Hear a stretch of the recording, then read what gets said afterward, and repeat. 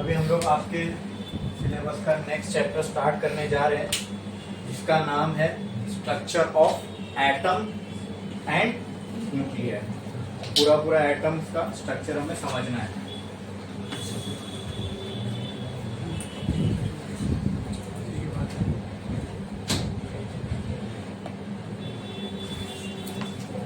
Structure of atom and nuclear.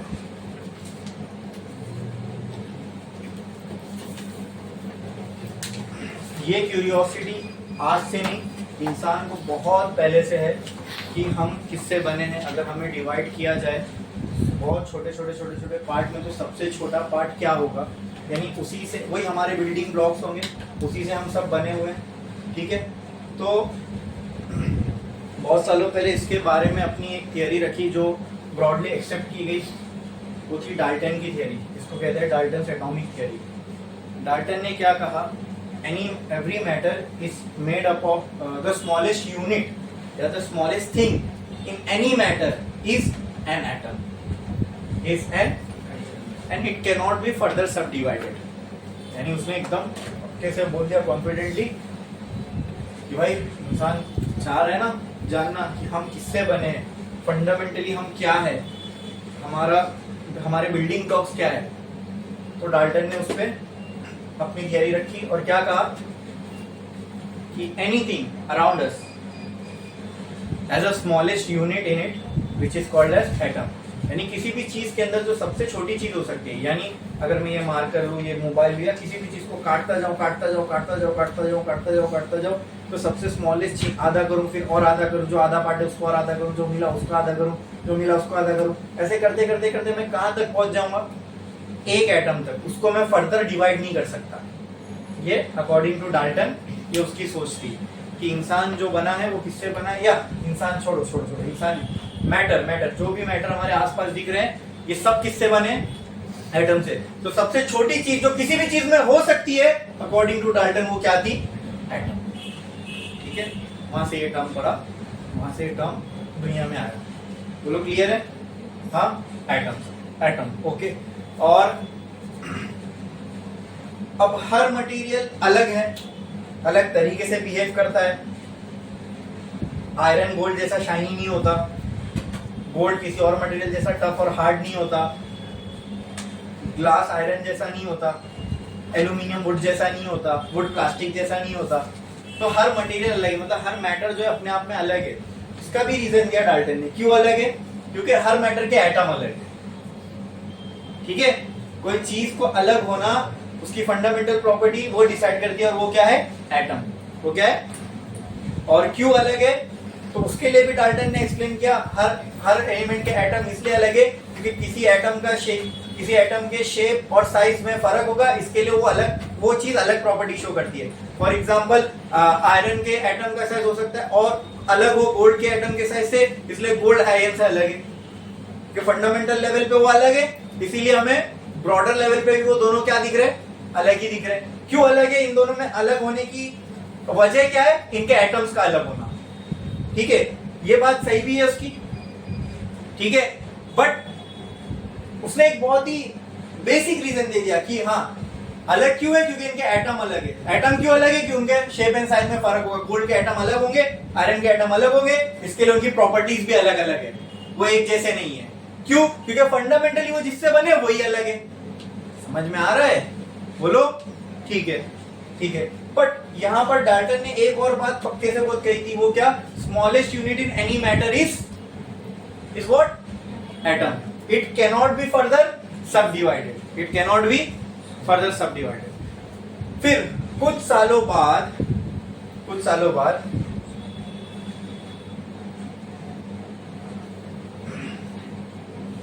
एक बंदे ने खोज की, एक एक्सपेरिमेंट किया, और उस एक्सपेरिमेंट से उसने एक सब एटॉमिक पार्टिकल की खोज की।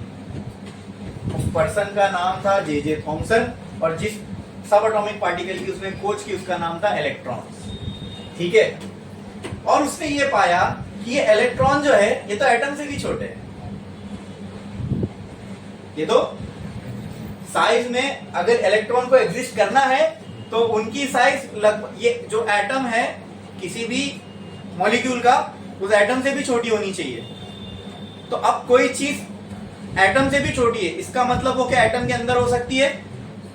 तो जो डाल्टन की बात थी कि atoms can not be further सब डिवाइडेड, मतलब एटम के अंदर, एटम के नीचे हम नहीं जा सकते, तो ये बात गलत साबित हो गई। एटम सुप्रीम नहीं है या एटम सबसे फंडामेंटल नहीं है, एटम के अंदर भी कुछ है। तो पहला सब एटॉमिक पार्टिकल मिला हमें, उसका नाम क्या था? इलेक्ट्रॉन। उसको खोजा किसने था?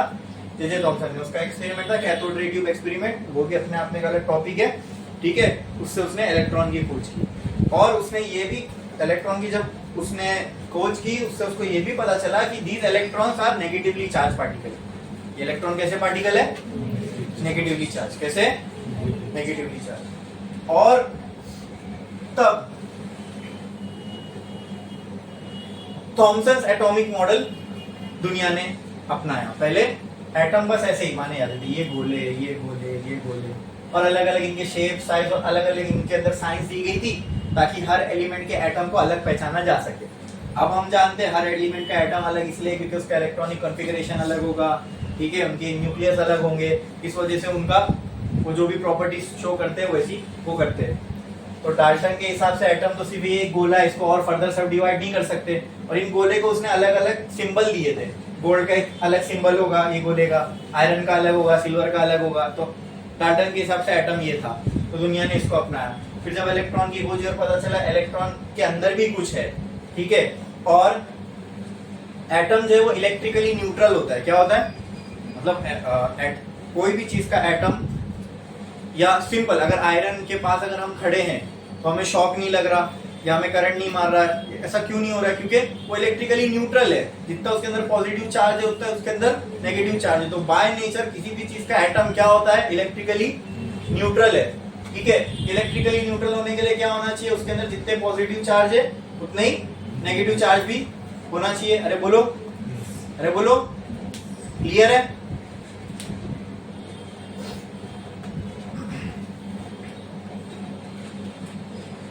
तो थॉमसन के हिसाब से एटम कैसा था? एक बहुत बड़ा पॉजिटिव चार्ज है, फैला हुआ है, पूरा पॉजिटिव चार्ज एटम में फैला हुआ है, और इलेक्ट्रॉन ये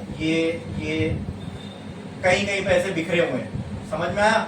यानी एटम अपने आप में पूरा पॉजिटिवली चार्ज है, ठीक है। अरे एक्सप्लेन करना था ना न्यूट्रलिटी एटम की। पॉजिटिव वो एटम इलेक्ट्रिकली न्यूट्रल क्यों है? इलेक्ट्रॉन तो नेगेटिव चार्ज है और ये पार्टिकल है, तो ये कहीं कहीं पे होंगे, बराबर। तो ऐसा समझ लो कि अगर आपने एक वाटरमेलन लिया तो उसका जो पूरा रेड पार्ट है वो पॉजिटिव चार्ज है, और बीच जो दिख रही है आपको छोटी छोटी वो क्या है? इलेक्ट्रॉन है, ठीक है। तो इसको हम थॉमसन्स वाटरमेलन मॉडल बोल सकते हैं। अब उनके यहाँ पे प्लम पुडिंग चलती थी तो उन्होंने प्लम पुडिंग मॉडल बोल दिया। पुडिंग के अंदर प्लम्स जो होते हैं, जैसे अगर आपने दुकान से पुडिंग खरीदी और उसके ऊपर जगह टूटी फूटी डाली हुई है छोटी छोटी, तो पूरा जो पुडिंग का पार्ट है वो क्या हो गया? पॉजिटिव चार्ज, और जो ऊपर छोटी छोटी वो टूटी फूटी डाली हुई है वो क्या हो गया? इलेक्ट्रॉन्स, ठीक है। या तो आप नेचुरल्स गए, वहां पे आपने रोस्टेड आलमंड का एक डब्बा ऑर्डर किया, तो उसके अंदर जो आलमंड होंगे अंदर वो सब क्या है? इलेक्ट्रॉन। और जो पूरी आइसक्रीम होगी वो क्या है? अरे बोलो, वो क्या है? पूरा का पूरा पॉजिटिव चार्ज। या तो ईद में आपने घर में खीर बनाई, ठीक है, उस खीर में जो छोटे छोटे ड्राई फ्रूट्स के पार्ट है, हाँ क्या बोलते हैं उसको? काजू तो नहीं, बादाम है, पिस्ता है, चारोली है। तो ये सब छोटे छोटे जो पार्टिकल दिख रहे हैं आपको, ये मान लो क्या है? इलेक्ट्रॉन। और जो पूरी खीर है वो क्या है? Positive charge. ये मिलके क्या बन गया? एटम, ठीक है। क्लियर है? तो ये था एटम। ये इसको मानते थे, दुनिया ऐसा मानती थी कि एटम ऐसा दिखता है। बोलो क्लियर? कि एटम में पूरी तरीके से हर जगह पे क्या फैला हुआ है? पॉजिटिव चार्ज, और बीच बीच में कहीं कहीं पे क्या है? नेगेटिवली चार्ज इलेक्ट्रॉन, और पॉजिटिव नेगेटिव चार्ज इस तरीके से बैलेंस है, इसलिए एटम जो इलेक्ट्रिकली न्यूट्रल है। तो समझ में आया? हाँ, ये थॉमसन का मॉडल था। मॉडल यानी एटम उसके हिसाब से ऐसा था। सब मॉडलिंग ही कर रहे हैं ना एटम की, अपने अपने हिसाब से सोच रहे एटम कैसा होगा। फिर कुछ सालों बाद एक चाचा आए, ये थॉमसन के स्टूडेंट थे, उनका नाम था रुदरफोर्ड, हंस रुदरफोर्ड। इसके एक्सपेरिमेंट को हम बहुत ही फेमसली जानते हैं रुदरफोर्ड गोल्ड फॉइल एक्सपेरिमेंट से, ठीक है, तो हमने छोटी क्लास में पढ़ा था। एग्जैक्टली वही एक्सपेरिमेंट हमें अभी पढ़ना है हमारे सिलेबस में, लेकिन यहाँ पे उसका नाम है मार्सडेन एंड गीगर्स एक्सपेरिमेंट। ये दोनों रुदरफोर्ड के स्टूडेंट थे, ठीक है।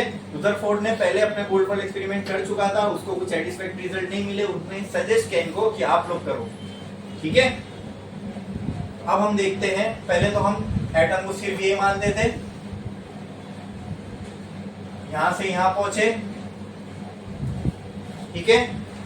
अब देखेंगे यहां से क्या होगा, और फिर धीरे धीरे इस चैप्टर में आगे बढ़ते बढ़ते आप देखोगे एटम शक्ल लेने लग रहा है उस वैसी जैसा हम आज उसको जानते हैं। बीच में न्यूक्लियस, अब तो बहुत दूर है, ये लग रहा है हम कहीं से भी एटम जैसा जो हम पढ़ते हैं या बचपन से हम पढ़ते आए, हमारे दिमाग में एटम की पिक्चर क्या है, ये हो गया न्यूक्लियस, इसके अराउंड शेल्स, और उन शेल्स के अंदर क्या है, इलेक्ट्रॉन। कितना सोफिस्टिकेटेड और well design atom well design structure लग रहा है ये, बराबर, अरे बोलो, हाँ, एक सिस्टमैटिक स्ट्रक्चर लग रहा है कि नहीं एटम का। ये डाल्टन के हिसाब से एक गोला एटम है, थॉमसन के हिसाब से ये एटम है, पूरा का पूरा एटम पॉजिटिव चार्ज है, और आसपास और बीच बीच में कहीं कहीं पे क्या है, इलेक्ट्रॉन्स पड़े हुए हैं। अरे बोलो क्लियर। तो उस टाइम पे दुनिया के एटम को लेके सोच ये थी, समझ रहे हो। अब धीरे धीरे करके डेवलप हो रही है सोच हमारी, किसको लेके, उस चीज को लेके जिससे फंडामेंटली हम बने हैं, ठीक है। तो डाल्टन ने डाल्टन के हिसाब से एटम ऐसा था, उसने कहा एटम को फर्दर सब डिवाइड कर ही नहीं सकते तुम, जाओ, शाना था बहुत, बोले कोई करने की कोशिश ही ना करे, पहले ही बोल दूं, हाँ। लेकिन कुछ और भी फाइन माइंड थे दुनिया में जिन्होंने कहा ऐसा तो हो नहीं सकता, तो हम भी कुछ करके देखते। तो सब एटॉमिक पार्टिकल मिले, मतलब ये साबित होगा कि एटम को भी फर्दर सब डिवाइड किया जा सकता है, ठीक है। एटम के अंदर भी कुछ है, क्या मिला, इलेक्ट्रॉन मिला। फिर ये मॉडल एक्सेप्ट हुआ एटम का कि एटम अब ऐसा दिखता है, यानी उस टाइम के लोग यही समझते थे कि एटम ऐसा ही है, ठीक है। फिर धीरे धीरे करके और डेवलपमेंट्स हुई इसके अंदर, रुदरफोर्ड का एक्सपेरिमेंट आया, तब हमको पता चला, देखेंगे रुदरफोर्ड एक्सपेरिमेंट से क्या खोज हुई। इतना तो सिंपल, यहाँ आगे चल के हमको पता, जब फाइनली बोर ने एक मॉडल दिया, वो कुछ इस तरीके का था, बोर के मॉडल पे आएंगे हम लोग, हाँ। तो ये इटरेशंस होते हुए थे यहाँ तक पहुंचे। मजा का भाई 1905 में जब साला डिब्रॉय ने ये बोल दिया कि जितने भी पार्टिकल वाली चीज है वो सब वेव जैसी है, तो ये जितने मॉडल थे सब फेल। फिर आए quantum mechanical model of atom, इसमें एस पी डी एफ वो सब शेल्स आप काउंट करते हो, ठीक है। इसलिए मैंने कहा था, याद करो कि जितनी भी फिजिक्स हमने पढ़ी थी वो सब आगे कटघरे में खड़ी हो गई। मतलब एटम को और इलेक्ट्रॉन्स को, इन सब चीजों को आपने पार्टिकल मान के स्टडी किया था। जितने स्ट्रक्चर हमने बनाए थे सब क्या मान के बनाए थे, इलेक्ट्रॉन को पार्टिकल। अब जब वो फंडामेंटली पार्टिकल है ही नहीं, तो ये सारे स्ट्रक्चर फेल।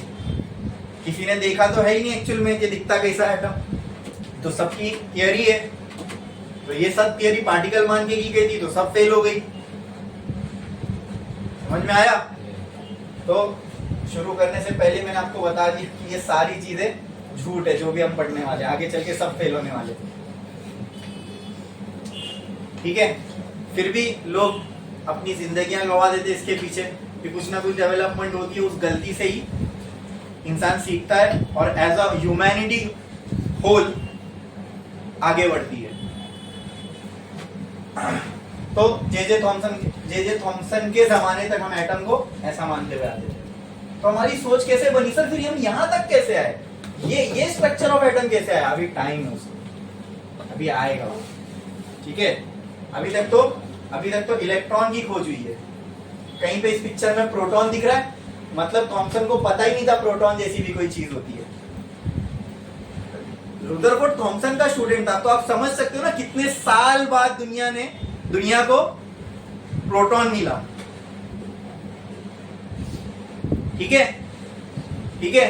तो प्रोटॉन, ये वो न्यूक्लियस जैसी कोई चीज ही नहीं है यहाँ पे, ये यही है एटम, उनके लिए यही है एटम। समझ में आया? इसे समझ लो टाइम में आप पीछे चले गए, अब धीरे धीरे चीजें दुनिया की समझ हमें हो रही है, ठीक है।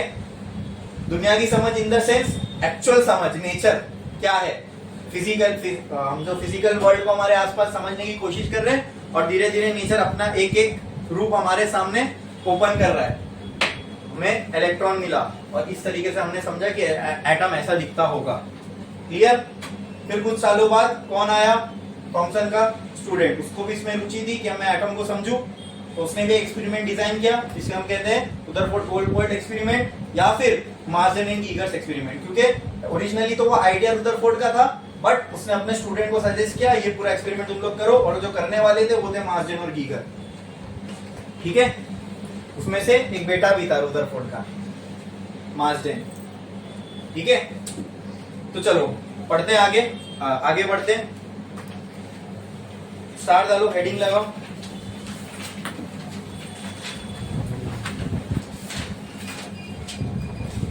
Marsons and Geiger's alpha particle scattering experiment, हमारी बुक में इसका नाम ऐसा है। और बचपन में इसी एक्सपेरिमेंट को हमने पढ़ा था, रुदरफोर्ड गोल्डफॉइड एक्सपेरिमेंट। छोटे थे ना, Marsons and Geiger alpha particle scattering experiment, नाम में सब सरेंडर हो जाते थे, बोले इसको पढ़ना ही नहीं एग्जाम में, नाम ही इतना खतरनाक है, अंदर भी बहुत हार्ड चीज है कि छोड़ दो। तो वहां पे हमको रुदरफोर्ड गोल्डफॉइड एक्सपेरिमेंट के नाम से इसे पढ़ाया गया था।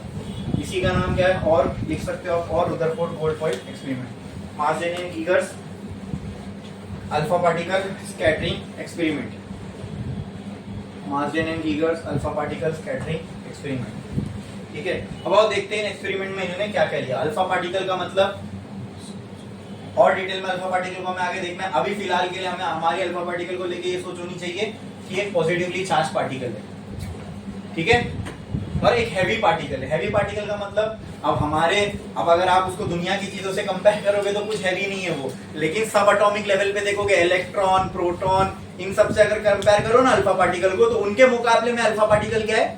एक हैवी पार्टिकल है। यानी सब एटॉमिक लेवल पे अल्फा पार्टिकल हैवी पार्टिकल माना जाता है। समझ में आया? ठीक है। एक तो वो हैवी है, इसका मतलब उसका मास इन सब के कंपैरिजन में बहुत ज्यादा होगा। किसके कंपैरिजन में? इलेक्ट्रॉन, प्रोटॉन, न्यूट्रॉन, इनके कंपैरिजन में अल्फा पार्टिकल क्या होगा? मास में ज्यादा होगा। दूसरा, it is a positively charge particle, it is a, पर इतना अभी फिलहाल के लिए हमें इतना मालूम होना चाहिए क्या कि अल्फा पार्टिकल क्या है? एक हैवी पार्टिकल है, और दूसरा एक पॉजिटिवली चार्ज पार्टिकल है। बोलो क्लियर है? हाँ, ठीक है। तो इन्होंने अपने एक्सपेरिमेंट में क्या किया? एक अल्फा पार्टिकल का सोर्स लिया, ठीक है, एक ऐसी चीज, सोर्स का मतलब ऐसी चीज जिसमें से अल्फा पार्टिकल निकले। और अल्फा पार्टिकल का मतलब, अभी हमको सिर्फ अल्फा पार्टिकल का मतलब क्या मालूम है? पॉजिटिवली चार्ज, एक हैवी पार्टिकल, और उस हैवी पार्टिकल का चार्ज क्या होगा? पॉजिटिवली। उसका पॉजिटिवली चार्ज भी ज्यादा है, खुद ही पार्टिकल हैवी है, मास ज्यादा है, तो उसके अंदर पॉजिटिव जो चार्ज होगा वो भी ज्यादा ही होगा, ठीक है। तो ये क्या है? सोर्स ऑफ अल्फा पार्टिकल, ठीक है, ये सोर्स ऑफ अल्फा पार्टिकल। इसमें से क्या निकलेंगे? सोर्स ऑफ अल्फा पार्टिकल है, ठीक है। तो इसमें से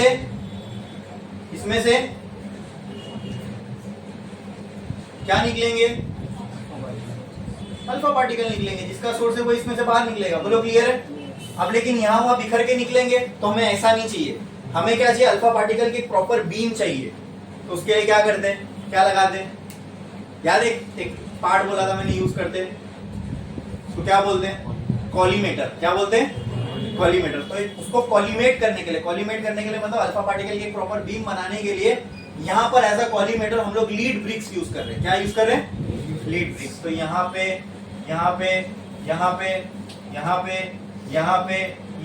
हमने लीड की ब्रिक यूज करी। क्या अल्फा पार्टिकल यहाँ वहां भागे तो ये लीड ब्रिक में अब्सॉर्ब हो जाएंगे, ठीक है। और मेनली जो अल्फा पार्टिकल है जो यहाँ जाएंगे स्ट्रेट वही आगे बढ़ पाएंगे। तो क्या करेंगे? अल्फा पार्टिकल ऐसे स्ट्रेट जा रहे हैं तो यहाँ से अल्फा पार्टिकल की बीम मिलेगी। बोलो। और इस बीम के सामने हमने रख दिया एक फॉइल यानी पतली सी शीट गोल्ड की। इसकी गोल्ड की। अब ऐसा क्यों यहाँ पे गोल्ड की शीट क्यों यूज हुई? ये मैंने आपको बताया ना कि ये जो एक्सपेरिमेंट्स जो भी हम अपनी बुक में पढ़ते हैं ना, ये उन एक्सपेरिमेंट का सक्सेसफुल रिजल्ट्स होता है या सक्सेसफुल फाइंडिंग्स हम डायरेक्ट पढ़ते हैं। एक्चुअली में जब ये हुआ होगा तो हो सकता है यहाँ उन्होंने सोर्स कोई और यूज किया होगा, ये कॉलीमेटिंग लेंस कोई, ये कॉलीमेटर कोई और मटेरियल का यूज किया होगा, या फॉल किसी और चीज की यूज की होगी। आ रही बात समझ में? हम जो यहाँ हमारी बुक्स में पढ़ते हैं वो उनका एक फाइनल रिजल्ट होता है जिसमें वो सक्सेस हुए। इसके कई इटरेशन में जो अनसक्सेसफुल हुए होंगे वो हम अपनी बुक्स में नहीं पढ़ते, ठीक है। तो ये फाइनल रिजल्ट है। तो यहाँ गोल्ड क्यों यूज किया गया? कि गोल्ड को सबसे ज्यादा मतलब पतला किया जा सकता है, ठीक है। हमें एटॉमिक लेवल पे चीजों को समझना है। तो हम अगर एक मटेरियल की थिक लेयर ले ले तो उसके अंदर एटम्स की बहुत सारी लेयर होंगी। समझ में आ रहा है मेरी बात? हाँ, गोल्ड एक ऐसा मटेरियल है ना कि आप इसको बहुत ही चपटा कर सकते हो, शीट के फॉर्म में इसको आप बहुत पतला कर सकते हो, इतना पतला कि एक एटॉमिक लेयर तक आ जाए। यानी इतनी पतली लेयर कि इस लेयर में खाली एक ही एटम की लेयर है। अब मान लो ये फोन है, अगर एक ही मटेरियल से बना तो यहाँ एक एटम की लेयर, यहाँ एक एटम की लेयर, यहाँ ऐसी बहुत सारी एटम की लेयर होगी ना। तो गोल्ड का फॉइल यूज करने की वजह ये थी कि गोल्ड को बहुत पतली शीट में बनाया जा सकता है, और इतनी पतली शीट कि हम एक एटॉमिक लेयर तक इसको लेके आ सकें। बोलो क्लियर है? हाँ, तो इसीलिए हमने यहाँ पे गोल्ड फॉइल यूज किया, इतनी पतली कि इसकी थिकनेस कितनी हो, 1 एटॉमिक लेयर जितनी। बोलो क्लियर? हाँ, इसके आजू बाजू हमने एक डिटेक्टर लगाया, ठीक है, एक सर्कुलर प्लेट लगाई और उस प्लेट में जिंक सल्फाइड की कोटिंग कर दी। किसकी? इसलिए कोटिंग करे कि अगर ये अल्फा पार्टिकल इन प्लेट पे टकराएंगे तो जिंक सल्फाइड होने की वजह से यहां थोड़ा सा स्पार्कल होगा। स्पार्कल समझते हो? चमकेगा थोड़ा सा। तो अगर यहां से अल्फा पार्टिकल इसके आर पार निकल गया और यहां कहीं पे टकराया तो यहां अल्फा पार्टिकल पहुंचा, ये पता कैसे चलेगा? स्पार्कल होगा थोड़ा सा। समझ में आया? ठीक है। और डिटेल में इसको देखने के लिए हमने यहाँ पे एक लेंस भी लगाई, मूवेबल, जिससे हम इसको देख सकते हैं। अरे बोलो क्लियर है? अरे बोलो क्लियर है? समझ में आया? ठीक है। इतना जो भी पार्ट है यहाँ मैंने आपके सामने बनाया, ये क्लियर है? हाँ, ये था एक्सपेरिमेंटल सेटअप उनका। अब इससे क्या क्या उनकी फाइंडिंग्स थी, आओ पहले वो लिखते हैं, ठीक है। फिर हर फाइंडिंग का एक कंक्लूजन निकलेगा। कुछ तो उनको दिखा होगा, और वो दिखने पे उन्होंने अपना कुछ एक कंक्लूजन निकाला होगा कि ये हो रहा है, इसका मतलब हम ये निकाल सकते कि इसमें ऐसा कुछ है, इसलिए ऐसा हो रहा है। समझ में आया?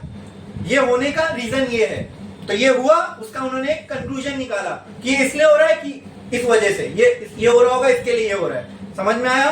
अब वो क्या उनको दिखा वो पहले हम लिख लेते हैं, ठीक है।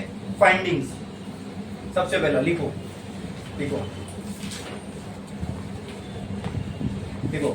Findings of Marsden and Geiger. Findings of Marsden and Geiger.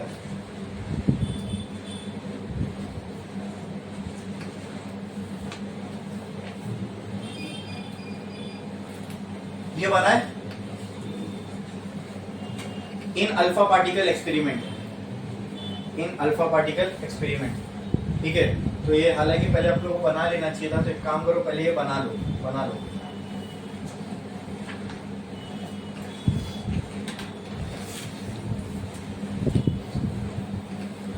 लो फिर उसके बाद हम लोग इनकी फाइंडिंग्स लिखेंगे।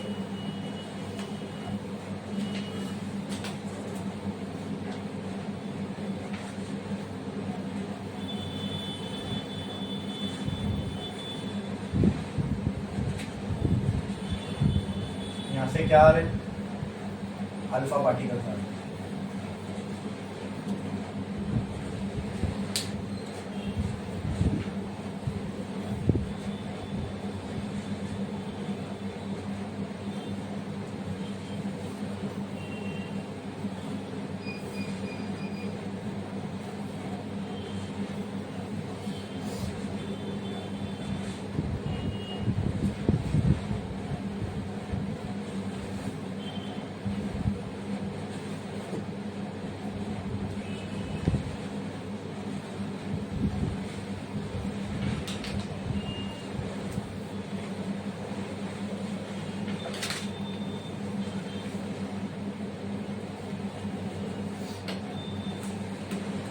बढ़े आगे, हो गया बना के।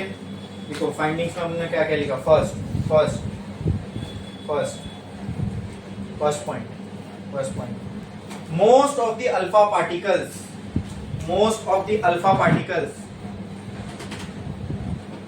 ब्रैकेट में लिखो 99.86%, 99.86%, most of the alpha particle 19 मतलब 99.86%, इतने ज्यादा went undeviated, went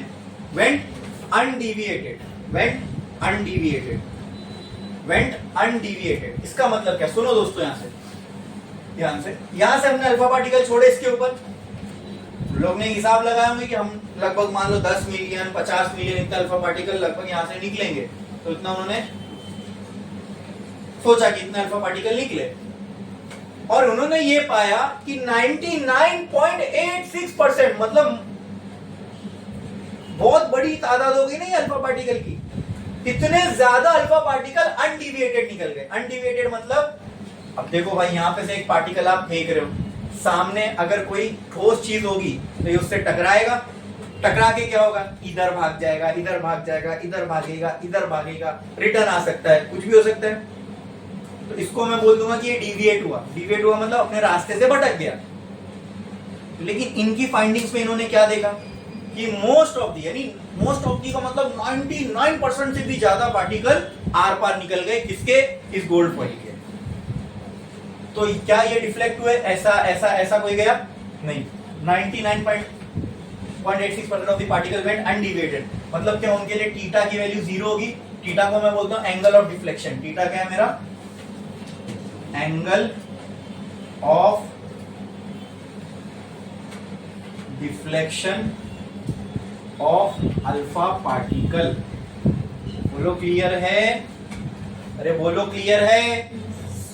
थीटा क्या? Angle of deflection of alpha particle. तो क्या ये 99.86% जितने भी पार्टिकल थे, क्या इनका थीटा 0 होगा? क्यों 0? क्योंकि कोई डिविएट ही नहीं हुए, आर पार सीधा सीधा निकल लिए। अच्छा, आर पार निकल लिए। थोड़ा सोचो, जब तक ये आगे जो भी हमें एटम का स्ट्रक्चर मालूम है, वो अब तक मालूम था क्या? आज जो हमें स्ट्रक्चर का मालूम है, जब उन लोग ये एक्सपेरिमेंट कर रहे थे, इनके लिए दिमाग में इनके एटम का स्ट्रक्चर कैसा है? ये एटम पूरा का पूरा पॉजिटिव चार्ज है, और उनमें कहीं कहीं पे क्या है? ऐसे इलेक्ट्रॉन पड़े हुए हैं। ठीक है, अगर एटम सारा का सारा पॉजिटिव चार्ज है, तो अगर मैं एक पॉजिटिव चार्ज उसकी तरफ फेंक के मारूं, तो वो इस पॉजिटिव चार्ज को क्या करना चाहिए? तो अगर यहां पे कोई चीज है जिसके अंदर पूरा पॉजिटिव चार्ज है, उसमें कहीं कहीं पे इलेक्ट्रॉन है, और वो समझ में आ रही है ना मेरी बात कि नहीं? एक शीट है एटम की, इसमें अगर ये मान लो इसके अंदर करोड़ों एटम है, तो करोड़ों एटम मतलब ऐसा कुछ है, उसमें कहीं कहीं पे नेगेटिव चार्ज होगा। more than 90% of this atom is positive charge. तो मतलब इस शीट का मोर देन 90% भी पॉजिटिव है। तो अगर मैं सामने से कोई पॉजिटिव चार्ज वाली चीज मार रहा हूं इसके ऊपर फेंक के, तो क्या होना चाहिए? रिपेल, मतलब ये दूर जाना चाहिए शीट से। या पॉजिटिव चार्ज है तो यहां कहीं रिपेल करेगा, तो यहां वहां भागना चाहिए। लेकिन ताज्जुब की बात है, हुआ क्या? तो क्या आपको ऐसा लग रहा है कि एटम पूरा का पूरा पॉजिटिवली चार्ज है? नहीं, ये मिथ वहां ब्रेक हो गया। धीरे धीरे देखेंगे, जैसे आप सोच रहे हो ना, ऐसे उनको भी लगा होगा। एटम जो है ये पूरा का पूरा पॉजिटिव चार्ज नहीं है। क्यों ऐसा लगा? क्योंकि जब हमने पॉजिटिव चार्ज पे फेंक के मारा, 99% से भी ज्यादा आर पार निकल गए। अगर ये पॉजिटिवली चार्ज होता तो इनको क्या करता? रिपेल करता। समझ में आ रहा है कुछ आपके? ये जो मैंने अभी कहा कि ये बात लॉजिकली सेंस बनाती है। यस, ये इनकी पहली फाइंडिंग थी, ये फाइंडिंग थी। अब नेक्स्ट फाइंडिंग लिखते। चलो पहले पूरी फाइंडिंग लिख देता हूं। Next second 0.14% of the alpha particle deviated more than 1 degree.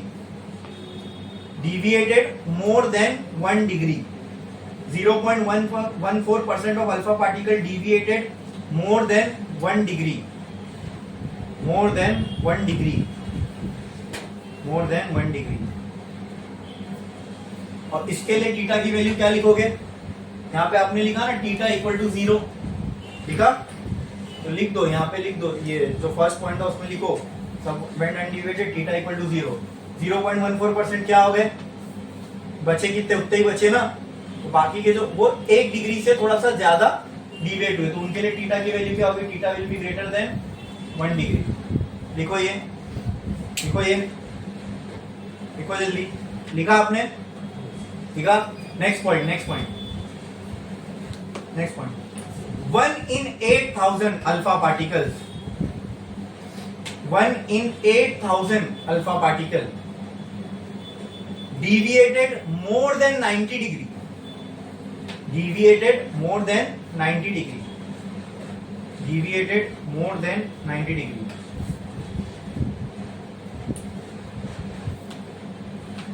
deviated more than 90 degree। Bracket में लिखोगे थीटा ग्रेटर देन 90। लिखा? लिखा आपने? Next point, next point. 1 in 1 million, 1 in 1 million bracket में 10 to the power of 6, ये होता है ना 1 million, 10 lakh. 1 in 1 million, 1 in 1 million alpha particles, alpha particles deviated, deviated about 180 degree, about 180 degree. Bracket में क्या लिखोगे? Theta equals to 180 degree, theta equal to 180 degree. Fifth, और क्या उन्होंने देखा? Fifth, the number of alpha particle deviated, the number of alpha particle deviated and the angle by which they deviated, and the angle by which they deviated, and the angle by which they deviated was different for different materials, was different for different materials। ये उनकी finding थी। अब in finding से उन्होंने कुछ conclusion निकाले, आओ वो भी लिख लेते हैं, फिर हम इनको एक साथ बहुत अच्छे से समझेंगे। या कंक्लूजन लिखाते लिखाते मैं फाइंडिंग को एक्सप्लेन करता जाता हूँ तो वो और ज्यादा क्लियर होगा। ठीक है, चलो देखो। Conclusion, conclusion of Marsden and गीगर्स experiment, या इसको आप result of Marsden and गीगर्स experiment भी बोल सकते हो। Conclusions of Marsden and Geiger experiment. तो पहला हम उनकी फाइंडिंग लिखते हैं, उसी से उनका कुछ एक कंक्लूजन निकालेंगे। पहली फाइंडिंग क्या थी वो लिखो वहां पे। पहली फाइंडिंग क्या थी लिखो, वहीं पे लिखो, लिखो।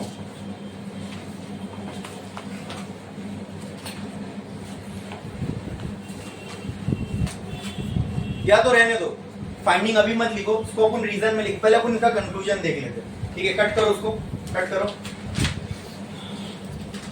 आप बताओ क्या थी पहली फाइंडिंग अपनी? पहली फाइंडिंग लोगों की क्या थी? क्या देखा उन लोगों ने? पढ़ के देख के बताओ क्या थी। Most of the alpha particle 99.86 when undeviated theta equal to 0। अब ध्यान से सुनो जो मैंने कहा और जो इन्होंने अभी पढ़ा और जो मैंने अभी थोड़े टाइम पहले कहा कि ये जब ये लोग जब ये एक्सपेरिमेंट कर रहे हैं, तुम इनके हिसाब से सोचो। आज तुम लोग जानते हो एटम कैसा दिखता है, स्ट्रक्चर ऑफ एटम तुम्हें पता है, आप छोटी क्लास में पढ़ते हुए आए हो। ठीक है, लेकिन आप इनके पॉइंट ऑफ व्यू से अब अपने आप को इनके टाइमलाइन में रख के सोचो। हाँ, इनके जमाने में इनकी सोच में एटम ऐसा है, समझे? क्योंकि अब तक न्यूक्लियस की खोज, प्रोटॉन की खोज नहीं हुई है। इनकी सोच में एटम ऐसा है। तो अगर एटम ऐसा है तो इनकी सोच के हिसाब से इनको क्या लगा होना क्या चाहिए कि अगर एटम सारा का सारा पॉजिटिव चार्ज है, ठीक है, तो अगर हम एक पॉजिटिव चार्ज इसकी तरफ फेंक के मार रहे हैं तो वो positive charge on the first place क्या होना चाहिए? रिपेल करना चाहिए, या तो रिटर्न पीछे आ जाना चाहिए, या कुछ इधर डिविएट आर पार होने का। अच्छा, आर पार हुए तो भी कुछ आर पार हो गए तो समझ में आता है कि कुछ नहीं, इनको भेज के चले गए। लेकिन यहाँ तो उल्टा हो रहा है, कुछ रह जा रहे हैं, 99% से भी ज्यादा आर पार चले गए।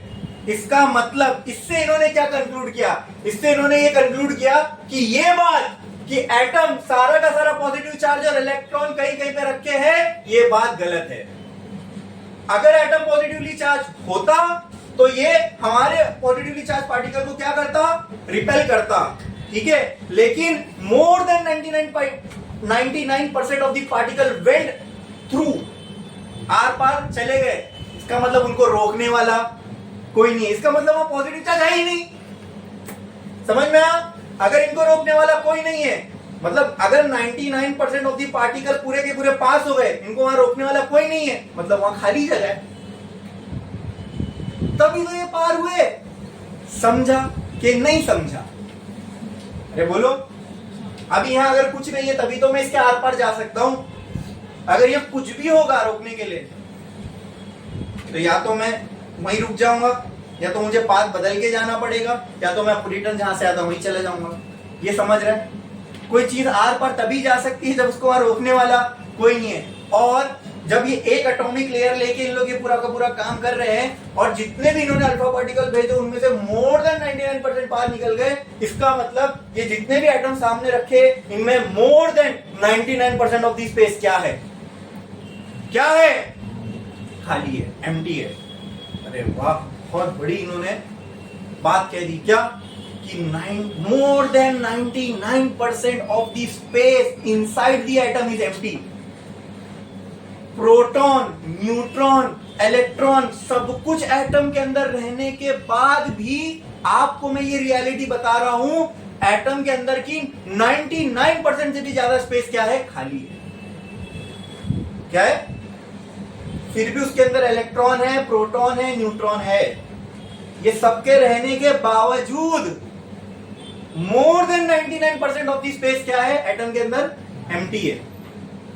अरे वाह। और हम किससे बने? तो ये कैसा अजीब सा वो है कि अगर एटम के अंदर 99% से भी ज्यादा जगह खाली है तो हम लोग पोरस क्यों नहीं है? हमारे आर पार क्यों नहीं चीजें निकल जा रही? हाँ, ऐसा मैं कहीं सुना था, पता नहीं ये बात सच है या नहीं, कि ये खोज के बाद अगले दिन रुदरफोर्ड अपनी बेड से उतरने के लिए डर रहा था। उसको लगा था मैं आर पार हो जाऊंगा, क्योंकि तब तक उसको नहीं पता था 99% of the space in the atom is empty. तो फिर ये सब में 99% ऑफ द स्पेस क्या होना चाहिए, लेकिन नहीं है। ये भी अजीब बात है। हम फंडामेंटली जिस चीज से बने हैं वो चीज एक खाली स्पेस है। हम सब एटम से बने ना, मानते हम ये, और अपने आप में एक एक एटम 99% कुछ भी नहीं है, कुछ भी नहीं। अजीब सी बात है। और हम उससे बने, और हम ठोस है, हमारा वजन है, हम मारते किसको तो उसको लगता भी है, हम आर पार भी किसी चीज के जा भी सकते हैं, नहीं भी जा सकते हैं। समझ में आ रहा है? ये अजीब बात है, लेकिन ये रियलिटी है।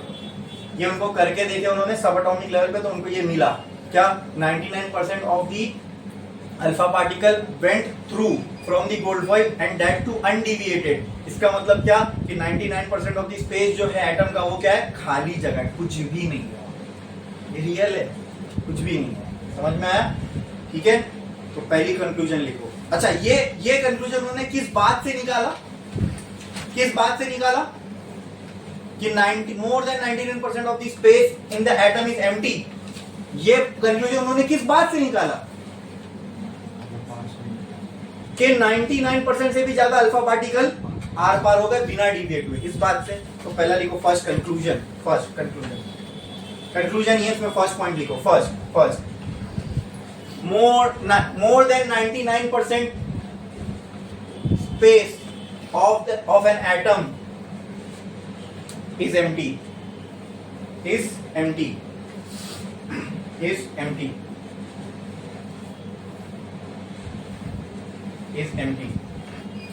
रीजन, ये कंक्लूजन उन्होंने किस बात से निकाला? रीजन क्या आएगा इसका? रीजन क्या आएगा इसका? फाइंडिंग में से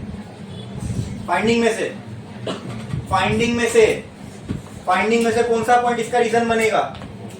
फर्स्ट पॉइंट नीचे रीजन लिखो, रीजन में फर्स्ट पॉइंट पूरा छाप दो, फर्स्ट पॉइंट पूरा छाप दो, फर्स्ट पॉइंट पूरा छाप दो।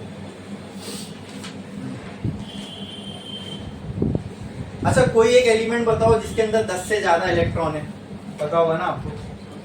हाँ ठीक है, सोडियम, ठीक है। और भी होंगे जिसमें उससे भी ज्यादा है। अब सोचो कि एटम का 99% ऑफ द स्पेस एम्प्टी है, वो कितने होते सोडियम में? 11। अभी 11 इलेक्ट्रॉन खुद कितने छोटे होंगे? एटम खुद पहले तो बहुत छोटा है, हम उसको नेकेड आई से देख नहीं सकते। वो एटम भी 99% खाली स्पेस है। अब ये 11 एक साथ तो है नहीं, कुछ पहले शेल में, कुछ दूसरे शेल में, पहले में 2, दूसरे में 8, हो गए ना 11। हाँ तो 2 शेल में, ठीक है, 3 शेल में, अच्छा हाँ 11 है तो तीसरे में। तो ये सोच के देखो कि वो इलेक्ट्रॉन अपने आप में कितना छोटा होगा। एटम इतना छोटा है, ठीक है, जो हम जिसको देख नहीं सकते, ठीक है, उसमें भी 99% स्पेस का खाली होना जरूरी है, तभी ये हुआ। तो सोचो भाई इलेक्ट्रॉन कितने छोटे होंगे जो अंदर एग्जिस्ट कर रहे हैं ना। एटम, आप सोचो एटम दिखता है क्या? कितना छोटा एटम? इतना छोटा है नहीं, क्योंकि ये देख पा रहे हो आप, तो इतना छोटा तो हो नहीं सकता। इतना छोटा है कि हम देख नहीं सकते। वो उतना छोटा होने पे उसकी भी 99% स्पेस एम्प्टी है, तो बची हुई जो 0.1% है उसी में इलेक्ट्रॉन, प्रोटॉन, न्यूट्रॉन सब कुछ है। अब सोचो वो इलेक्ट्रॉन कितना छोटा होगा। स्केल का अंदाजा लगा सकते हो? तो कैसा बना ये, नेचर ने कैसा बनाया होगा इन सब चीजों को, कैसे एग्जिस्टेंस में आए इतने छोटे छोटे पार्टिकल। अब तो ये भी नहीं पता इलेक्ट्रॉन किसी चीज से बना है क्या नहीं। अगर वो पता चले तो और दिमाग खराब हो जाएगा। ठीक है, ये समझ में आया? सेकेंड पॉइंट, सेकेंड कंक्लूजन लिखो, सेकेंड कंक्लूजन लिखो।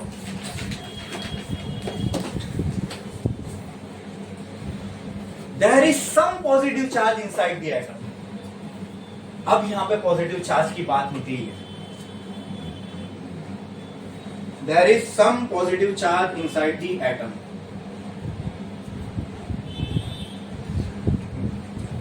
हमने क्या सोचा था दोस्तों कि ये जो पॉजिटिवली चार्ज पार्टिकल इधर आ रहे हैं, हम लोग के दिमाग में तो एटम की पिक्चर ये थी, तो ये सारे पार्टिकल डिफ्लेक्ट हो जाना चाहिए था। हुए नहीं हुए, सारे ही आर पार, मोर देन 99% आर पार निकल गए। यहां से इन्होंने क्या कंक्लूड किया कि क्योंकि जितने हमने फेंक के मारे पार्टिकल उनमें से 99% से भी ज्यादा आर पार निकल गए, इसका मतलब ये बात झूठ है कि ये एटम जो है पॉजिटिव चार्ज से भरा पड़ा है। ये गलत बात है। अगर होता तो हमारे पार्टिकल ज्यादा डिफ्लेक्ट होते और बहुत ही कम क्वांटिटी से आर पार निकल पाती। लेकिन यहाँ तो उल्टा हुआ, ज्यादा तो इतना ज्यादा कि 99% से भी ज्यादा पार हो गए। तो उसको इन्होंने क्या कंक्लूड किया कि most of the space in the atom is empty. लेकिन कुछ और भी इन्होंने ऑब्जर्व किया, जितने अल्फा पार्टिकल इन्होंने देखे मारे उसमें से 0.14% बचे, 99.86 के बाद 0.14% पार्टिकल बचे, वो पार्टिकल डिफ्लेक्ट हुए। वो पार्टिकल कैसे थे? जो इन्होंने फेंक के मारे, पॉजिटिवली चार्ज। और पॉजिटिवली चार्ज पार्टिकल जो है यहां पे लगने के बाद कुछ इधर, कुछ इधर, कुछ इधर, कुछ इधर, मतलब ज्यादा नहीं, मोर देन 1 डिग्री। समझ रहे हो? मोर देन 1 डिग्री मतलब स्केल में अगर 1 डिग्री देखोगे तो कितना बारीक होता है।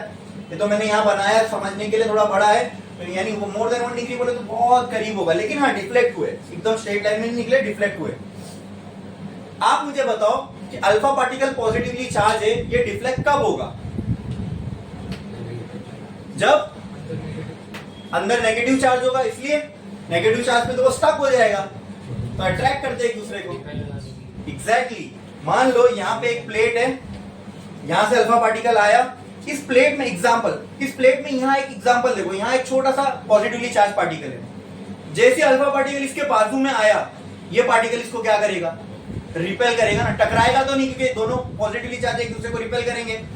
ये इसके नजदीक आया, अंदर ये मुझे नहीं पता अंदर कौन सा पार्टिकल है, अंदर भूल जाओ कौन सा पार्टिकल है, मैं आपको एग्जांपल दे रहा हूं। अगर ये रिपेल हुआ, ये तभी ही हो सकता है जब अंदर पॉजिटिवली चार्ज पार्टिकल हो।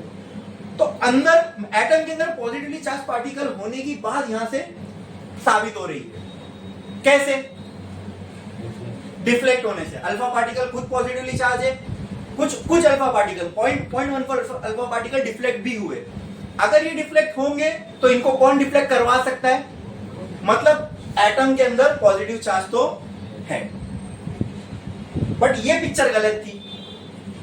इन्होंने एग्री किया कि एटम के अंदर पॉजिटिव चार्ज है, किस बात से? कि इन्होंने जो अल्फा पार्टिकल मारा वो डिफ्लेक्ट हो। अल्फा पार्टिकल डिफ्लेक्ट एटम के अंदर से तभी हो सकते हैं जब एटम के अंदर एक पॉजिटिवली चार्ज पार्टिकल बैठा हो जो इनको रिपेल करे। राइट, ठीक है। तो सेकंड, इसका रीजन क्या निकला? इन्होंने क्या कहा कि क्या सेकंड कंक्लूजन क्या था? There is some positive charge. तो इन्होंने क्या एग्री किया कि एटम के अंदर कुछ पॉजिटिव चार्ज है। और क्यों ये कंक्लूजन पे लो क्यों है समझ में आया? क्योंकि कुछ अल्फा पार्टिकल डिफ्लेक्ट भी हुए और वो डिफ्लेक्ट होना इस बात का सबूत है। वो चीख के कह रहा है कि अंदर पॉजिटिवली चार्ज पार्टिकल है माय लॉर्ड। समझ में आया? उनका डिफ्लेक्ट होना। ओके, तो क्या लिखा था हमने second point? There is some positively charge particle inside the atom. ये उनका कंक्लूजन था। ये कंक्लूजन उन्होंने किस बात से डिराइव किया? कि कुछ अल्फा पार्टिकल डिफ्लेक्ट हुए। तो रीजन में सेकंड पॉइंट लिख दो। फाइंडिंग में से कौन सा पॉइंट इसका रीजन बन सकता है? सेकंड वाला लिखो, रीजन सेकंड पॉइंट लिख दो रीजन में जल्दी।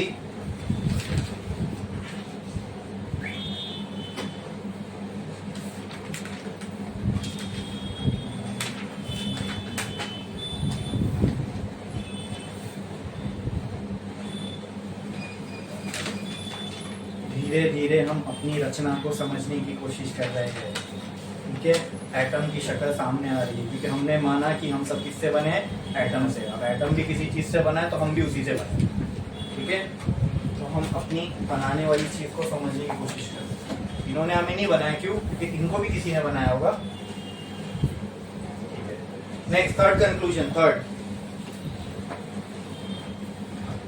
इतना एग्री कर लिए क्या कि एटम के अंदर पॉजिटिव चार्ज तो है। अब next point, this positive charge inside the atom is concentrated. Third conclusion, this positive charge inside the atom is concentrated in an extremely small space.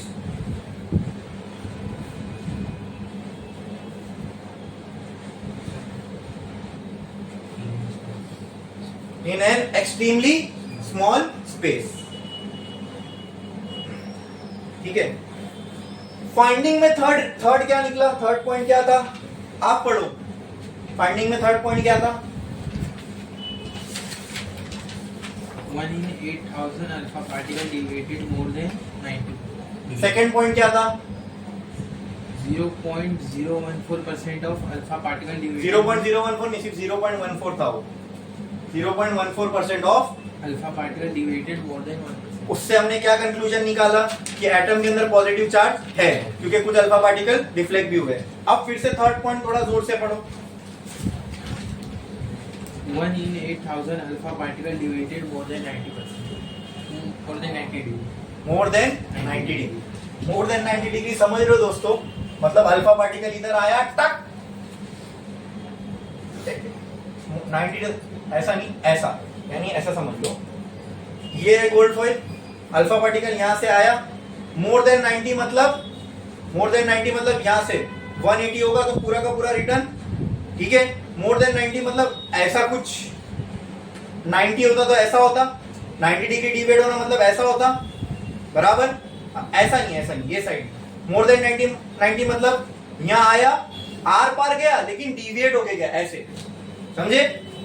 अंदर गया ऐसे, यानी ये कुछ पार्टिकल तो इतना ही डिफ्लेक्ट हुए थे, लेकिन कुछ पार्टिकल इधर ऐसा भी डिफ्लेक्ट हुए।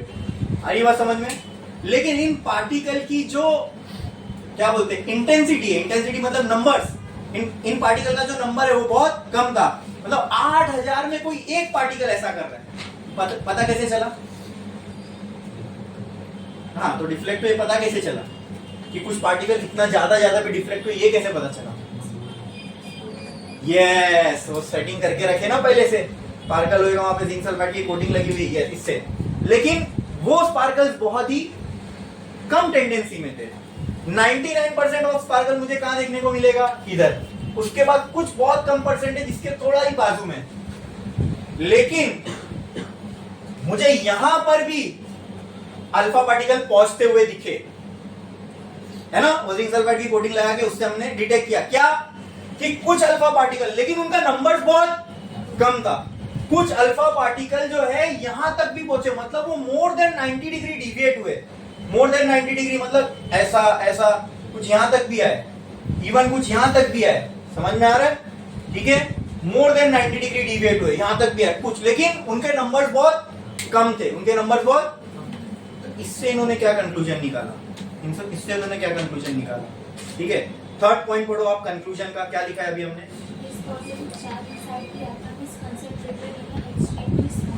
अच्छा, सेकेंड पॉइंट से हमने ये एग्री कर लिया था कि एटम के अंदर पॉजिटिव चार्ज तो है।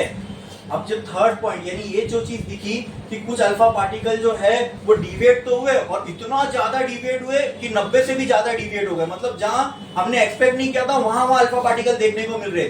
ये तभी हो सकता है दोस्तों कि देखो यहां से मैं करोड़ों अल्फा पार्टिकल भेज रहा हूं, ठीक है। अगर एटम में सारी जगह पॉजिटिव चार्ज होता तो वो तो हमने समझ लिया हर जगह डिविएट होता, ठीक है। इतना हमने एग्री, अब तक हमने क्या एग्री किया कि एटम के अंदर एक पॉजिटिव चार्ज है। एक पॉजिटिव चार्ज कहां है ये अभी तक बताया, अब हम बता रहे हैं। अभी हम ये कह रहे हैं कि एटम के अंदर जो पॉजिटिव चार्ज है वो बहुत ही स्मॉल जगह में कॉन्सेंट्रेटेड है, फैला हुआ।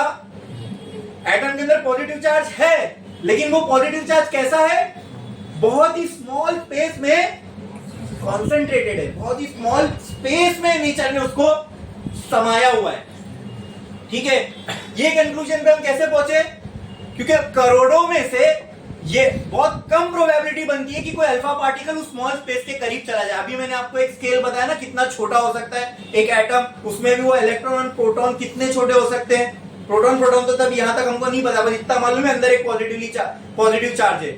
अब हम क्या कंक्लूड कर रहे हैं, जो हमने फाइंड किया कि कुछ अल्फा पार्टिकल 90 से ज्यादा डिविएट हुए। तो अब समझो ये इससे इन्होंने क्या कंक्लूजन निकाला, इन्होंने करोड़ों अल्फा पार्टिकल यहां फेंक के मारे, मिलियंस पार्टिकल फेंक के मारे, उनमें से ये हो सकता है कुछ एक आध अल्फा पार्टिकल उस कॉन्सेंट्रेटेड, कुछ सिंपल कुछ एक आध पार्टिकल जो है वो मोर देन 90 डिग्री डिविएट हुए। ये कब हो सकता है दोस्तों, ये तभी हो सकता है कि जब वो अल्फा पार्टिकल पॉजिटिव चार्ज के बहुत करीब आ गया होगा, है क्या नहीं। जो पॉजिटिव चार्ज से थोड़ा दूर है तो थोड़ा डिविएट हुए, लेकिन जब वो अल्फा पार्टिकल पॉजिटिव चार्ज से बहुत ज्यादा करीब आ गया तो क्या हुआ होगा, इसने इस पर बहुत ज्यादा फोर्स लगा के इसको रिपेल कर दिया, समझ में आया। अच्छा ये कब हो सकता है, ये बहुत, इसके होने के चांसेस बहुत कम है, इसलिए तो हमने ये लिखा 8000 में से कोई एक अल्फा पार्टिकल ये कर रहा होगा। बहुत सारे पार्टिकल फेंक के मारे, ठीक है, उनमें से कुछ ही पार्टिकल जो है हमको 90 से ज्यादा डिविएट होते हुए दिखे। इसका मतलब क्या, इसका मतलब एटम के अंदर पॉजिटिव चार्ज है, ये तो हमने मान लिया, लेकिन वो पॉजिटिव चार्ज कहां पर, एक बहुत ही छोटी सी जगह में कॉन्सेंट्रेटेड है।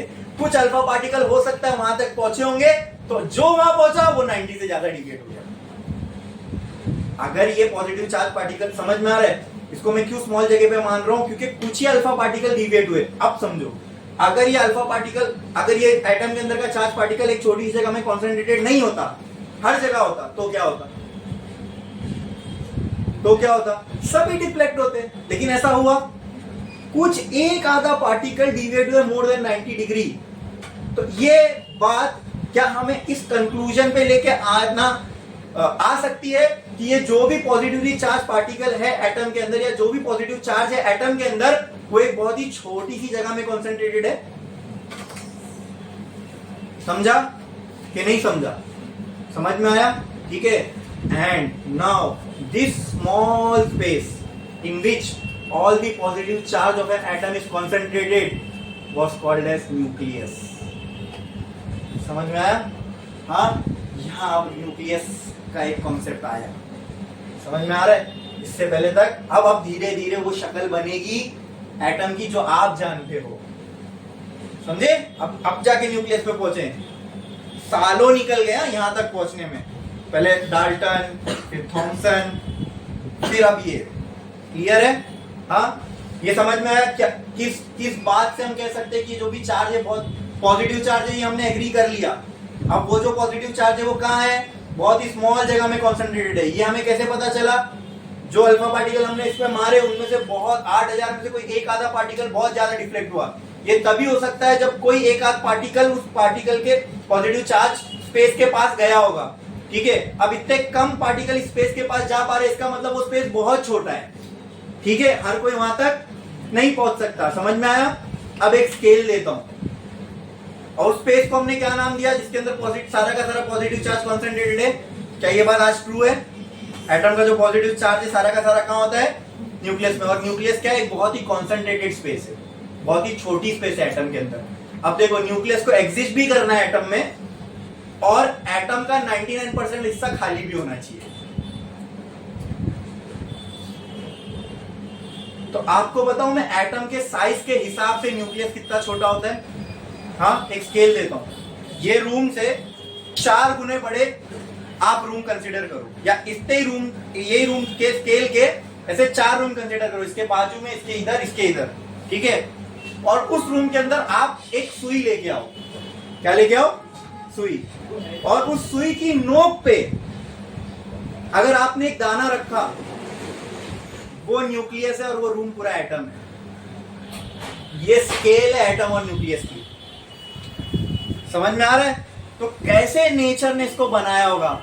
और उतने से न्यूक्लियस के अंदर ना, अभी जो मैंने आपको न्यूक्लियस बताया, ट्रिमेंडस अमाउंट ऑफ एनर्जी है, जिससे न्यूक्लियर बॉम्ब बनता है।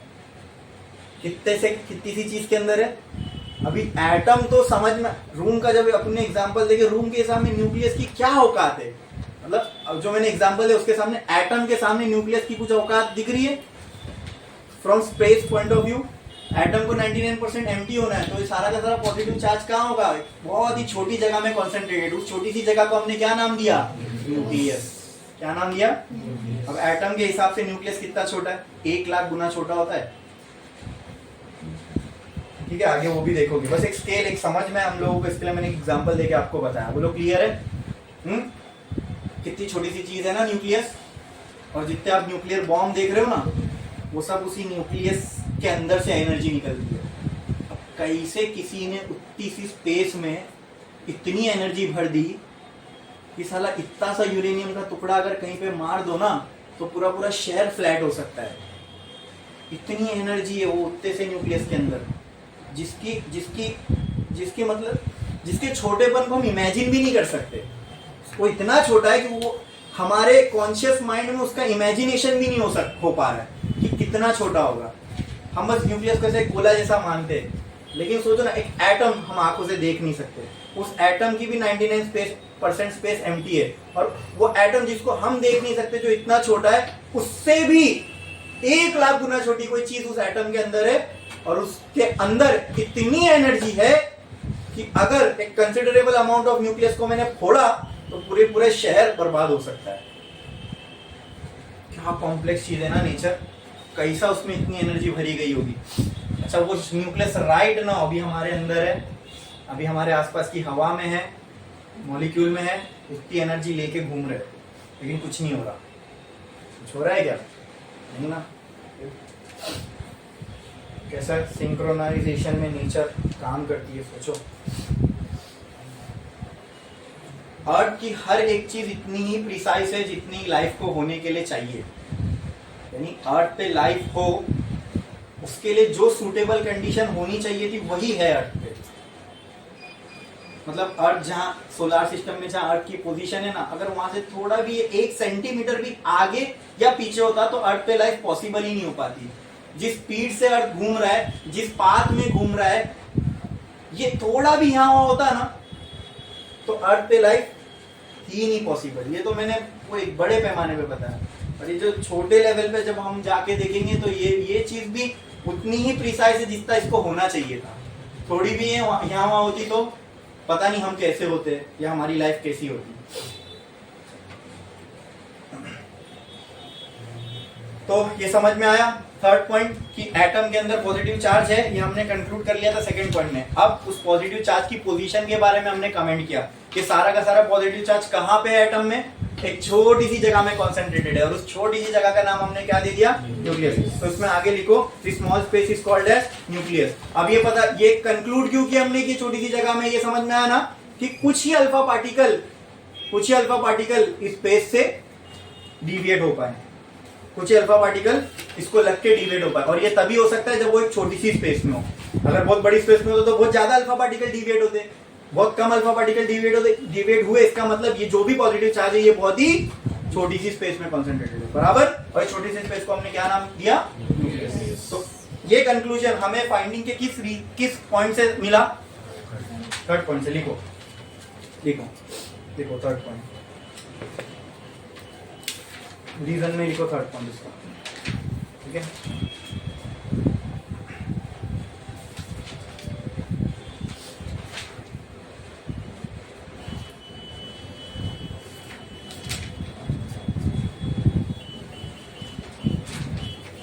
सोचो बहुत सारी रैंडम चीज एक प्रॉपर सिंक्रोनाइजेशन में चल रही है, इस वजह से हम अब तक अर्थ पे जिंदा है और चल रहे हैं। थोड़ी भी अगर ये यहाँ वहाँ होती तो अपना एग्जिस्टेंस ही नहीं हो पाता। लिखा आपने, नेक्स्ट पॉइंट, नेक्स्ट कंक्लूजन लिखो। The nucleus is very dense in nature. The nucleus is very dense in nature, very dense in nature. हमने अब ये भी कंक्लूड किया, यानी इन लोगों ने ये भी कंक्लूड किया अपनी फाइंडिंग में कि न्यूक्लियस, अब समझो न्यूक्लियस की खोज हो गई, न्यूक्लियस मिल गया, वही पॉजिटिव पे जहां पे सारा का सारा एटम का पॉजिटिव चार्ज कॉन्सेंट्रेटेड है, उसी स्पेस को हम क्या कह रहे हैं, न्यूक्लियस। अभी इस न्यूक्लियस की एक प्रॉपर्टी हमें मिल रही है, वो क्या, कि nucleus is very dense. Dense का मतलब इसके मॉलिक्यूल बहुत ज्यादा, जो भी इसके अंदर है बहुत ज्यादा क्लोज कॉन्सेंट्रेटेड है एक साथ, यानी इसके अंदर मास बहुत पैक्ड है। डेंसिटी ज्यादा होने का मतलब क्या, ज्यादा से ज्यादा मास को कम से कम वॉल्यूम में डालना, इसी को डेंसिटी बोलते हैं। हाँ अरे बोलो, डेंसिटी क्या होती है, मास अपॉन वॉल्यूम। वॉल्यूम कम से कम लो, मास ज्यादा से ज्यादा लो, डेंसिटी डेंसिटी ज्यादा हो जाएगी। देखो डेंसिटी क्या होती है, मास अपॉन वॉल्यूम। वॉल्यूम कम होने से डेंसिटी बढ़ेगी, मास ज्यादा होने से डेंसिटी बढ़ेगी, ठीक है। अगर मैंने ज्यादा से ज्यादा मास को कम से कम वॉल्यूम में डाल दिया तो डेंसिटी, दोनों वेक्टर डेंसिटी को बढ़ा देंगे, दोनों बढ़ा देंगे। अच्छा, कोई चीज का मैं 99% ऑफ मास एक बहुत छोटी सी वॉल्यूम में डाल दूं तो उसकी डेंसिटी बहुत ज्यादा बढ़ जाएगी। मतलब मैंने सारा का सारा मास लिया, 99% मास को 1% स्पेस में डाल दिया, तो स्पेस की डेंसिटी के साथ क्या होगा, अरे बहुत ज्यादा बढ़ जाएगी क्या नहीं बढ़ जाएगी, बोलो, ठीक है। तो हमने ये माना कि न्यूक्लियस जो जगह है ये बहुत ही डेंस है। क्या है, बहुत ही ज्यादा डेंस है, बहुत ही ज्यादा डेंस। क्यों, क्योंकि एक तो बहुत कम, अगर ये हर जगह होता तो बहुत सारे पार्टिकल इससे डिफ्लेक्ट होते, लेकिन बहुत ही कम पार्टिकल थे जो इससे 90 से ज्यादा डिफ्लेक्ट हुए। एक फाइंडिंग में हमने एक रीजन वो भी लिखे, पढ़ो। नेक्स्ट फाइंडिंग क्या थी,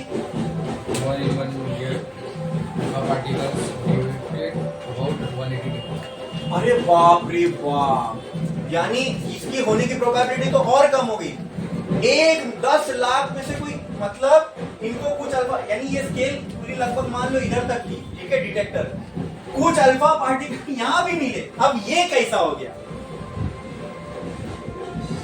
स्पेस एम्प्टी है, निकल गए, पॉजिटिव चार्ज है यहां हो गए, कुछ अल्फा पार्टिकल इनको दिख रहा है यहां पे भी मिले, यानी लगभग 180 डिग्री रिटर्न आ गए। यानी मैं बोल सकता हूं रिटर्न ही आ गई है, रिटर्न ही आ गए। हाँ, शीट कितनी पतली है, शीट कितनी पतली है, समझ में आ रहा है, शीट कितनी पतली है। इतनी पतली शीट इतने हैवी पार्टिकल को मोड़ दे, ये समझना थोड़ा सा मुश्किल है। मैं इसका एग्जांपल देके समझाता हूं, ठीक है। ये ऐसा है, ये अल्फा पार्टिकल का 180 डिग्री मुड़ना ऐसा है, समझो कि मैंने यहाँ टिश्यू पेपर रखा, क्या रखा, टिश्यू पेपर, और उस पर मैंने बुलेट फायर की, क्या फायर की, और मैंने कहा बुलेट टिश्यू पेपर पे लग के रिटर्न हो गई। ये यकीन करोगे आप, अल्फा पार्टिकल का ऐसा रिटर्न होना यही है। ये मेरे एग्जांपल से आपको समझ में होगा कैसी चीज हुई है, समझ के बाहर वाली, राइट। हाँ, रजनीकांत की मूवी के अलावा ऐसी सब चीजें होना इम्पॉसिबल है। ठीक है, अरे बोलो। मैं बोलूं टिश्यू पेपर रखा है आपने सामने और टिश्यू पेपर पे आपने बुलेट मारी और बुलेट टिश्यू पेपर पे लग के रिटर्न हो गई, क्या ये आपको हजम होगा?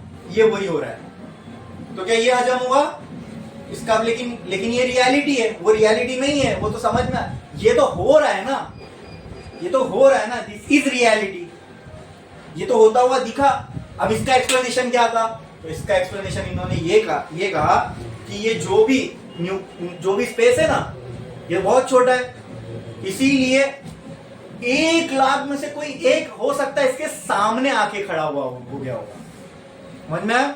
एग्जैक्टली सामने, ये होने के चांसेस बहुत कम है ना, क्योंकि वो चीज बहुत छोटी है जो भी है अंदर, इसके बाद पॉजिटिव चार्ज है, और कोई इसके एकदम एग्जैक्टली सामने आ जाए, ये होने के चांस बहुत कम है, इसलिए तो 1,00,000 में कोई एक ऐसा हो रहा है, राइट। अब जब ये एकदम ऐसे आमने सामने आ गया, तो ये तो इसके सामने इसका पॉजिटिव चार्ज बहुत ज्यादा है, ठीक है, और पॉजिटिव चार्ज होने के साथ साथ ये डेंस भी है, मतलब इसकी डेंसिटी जो है ना, मैं आपको बताता हूं डेंसिटी का मतलब क्या। मैंने क्या बोला? आप ज्यादा से ज्यादा मास को कम से कम स्पेस में डाल दो, उस चीज की डेंसिटी बढ़ जाएगी, बराबर। अब न्यूक्लियस की डेंसिटी का एक एग्जांपल देता हूं समझने के लिए, समझो। इस वक्त दुनिया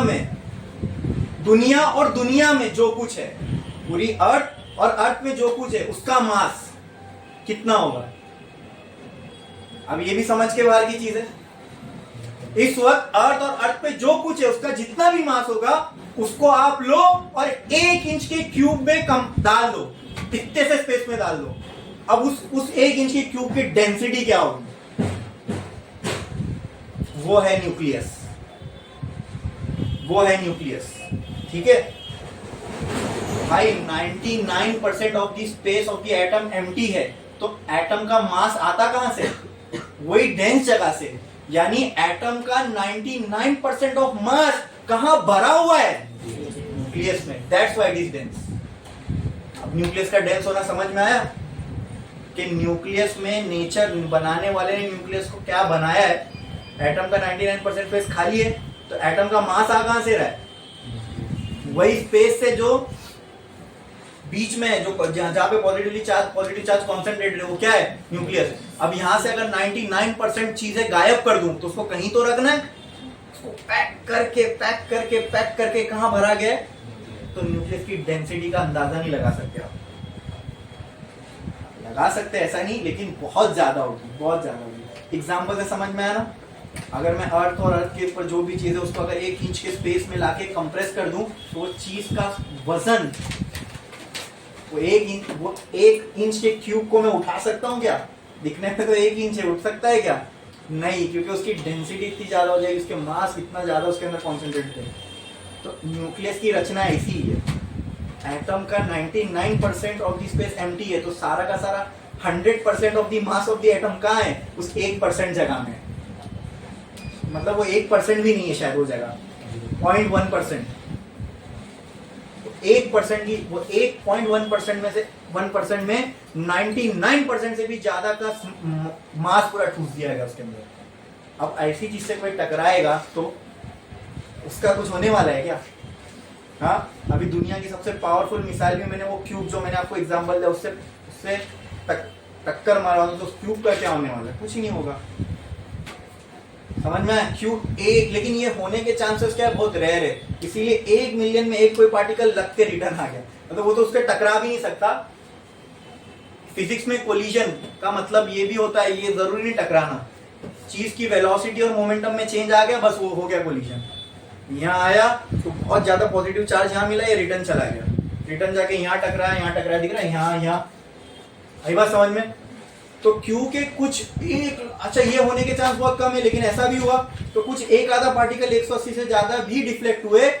इसकी वजह से हमने क्या कंक्लूड कर लिया कि न्यूक्लियस है, एक स्पेस है, एक तो पॉजिटिवली चार्ज है, दूसरा एटम का सारा पॉजिटिव चार्ज और एटम का सारा मास इसी न्यूक्लियस के अंदर मौजूद है, और इसीलिए न्यूक्लियस को क्या माना गया? एक बहुत ही डेंस स्पेस। एटम के अंदर तो सारा का सारा, अरे भाई हमने पहले कंक्लूड कर लिया ना, एटम तो 99% एम्प्टी है, कुछ भी नहीं है एटम में, तो एटम का सारा मास आ कहां से रहा है? वही न्यूक्लियस में से। समझ में आया? तो न्यूक्लियस कैसी स्पेस होगी? बहुत डेंस। कि छोटी सी जगह में 99% मास भर दिया आपने, तो वो चीज क्या हो जाएगी, एक तो वॉल्यूम कम मास बहुत ज्यादा, वॉल्यूम कम मास बहुत ज्यादा, तो उसकी डेंसिटी बहुत ज्यादा हो जाएगी, ट्रिमेंडस। समझ में आया? अब ये सब चीजें मालूम होती ना तो और मतलब अपना वो माइंड एकदम बौखला जाता है कि बाप रे नेचर क्या चीज है। हाँ, हम सोचते भी नहीं, अच्छा ये सब हमारे अंदर है, अभी चल रहा है राइट नाउ, न्यूक्लियस सब कुछ हो रहा है जो हम पढ़ रहे हैं, लेकिन इतनी डेंस चीजें कैसे काम कर रही है पता नहीं, चल रहा है लेकिन। बोलो क्लियर? ये समझ में आया? फाइंडिंग और कंक्लूजन बोलो क्लियर है? समझ में आया? कोई डाउट है इसके अंदर कि न्यूक्लियस बहुत ही डेंस स्पेस है? ये क्लियर हो गया? किस पॉइंट से हमने इसको कंक्लूड किया वो भी समझ में आया? Why nucleus is dense? बोलो। क्योंकि एक आध पार्टिकल जो है पूरे के पूरे रिटर्न हो गए, अब वो टिश्यू पेपर में बुलेट मारने ऐसा हुआ, लेकिन वो तो हो नहीं सकता, ये तो हो रहा है, रियलिटी है, इसको कैसे एक्सप्लेन कर सकते हैं? तो उसके लिए न्यूक्लियस को इतना डेंस होना पड़ेगा। ये हो रहा था इसलिए हमने इसका एक्सप्लेनेशन ये दिया कि एक्चुअल में न्यूक्लियस इतना डेंस है। समझ में आया? क्लियर है? नेक्स्ट पॉइंट आप पढ़ो, फाइंडिंग का क्या था? 1 in 1 million.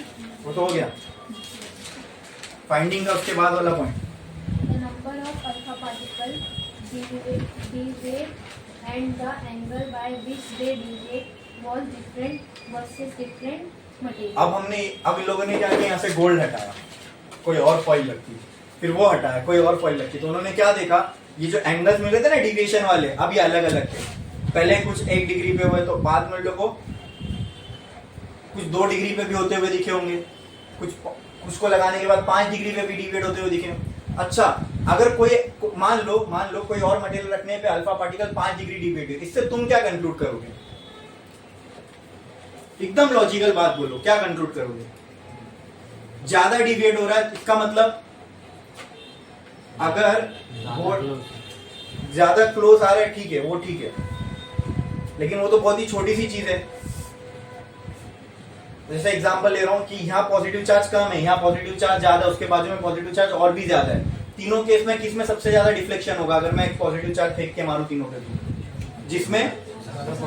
तो आपसे मैं ये सुनना चाह रहा हूं कि अगर कोई और प्लेट मैंने यहाँ रखा और वहां अल्फा पार्टिकल 1 डिग्री से, मतलब 90 जो 0.14% 1 डिग्री डिफ्लेक्ट हो रहे थे ना, मान लो अब 2% 1 डिग्री से ज्यादा डिफ्लेक्ट होने लगे, 2% से भी ज्यादा पार्टिकल 1 डिग्री से ज्यादा डिफ्लेक्ट होने लगे, तो उस पर आप क्या कंक्लूड करोगे?